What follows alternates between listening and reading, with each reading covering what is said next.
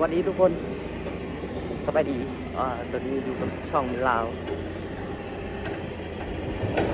ทางเปื้อนนะรถดามเข้าบ่ได้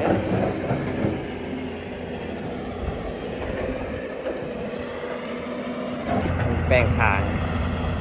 โอ้รถดามมาเท่าใดกันขาเท่านั้น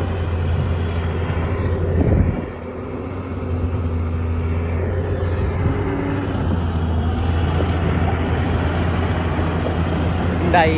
220 FC 9S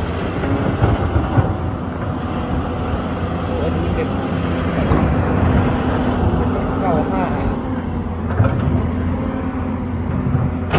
มีเดียมหน่อยค่อยเมื่อก่อน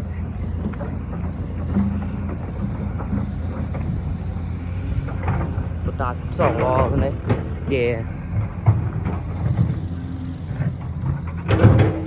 ทางก็สันมาดาไปเลย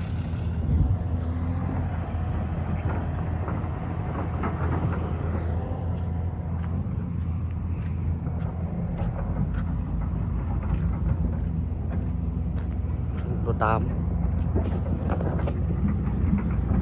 12 ล้อวัด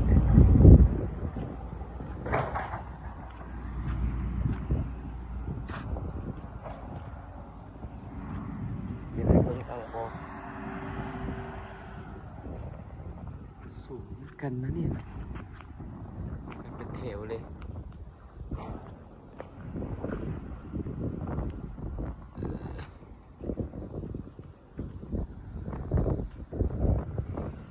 เชฟเขาอยู่พุ่นนะยังตัดสโลปอีกมอสิแล้วนะลองนี้ยังติดตัดสโลป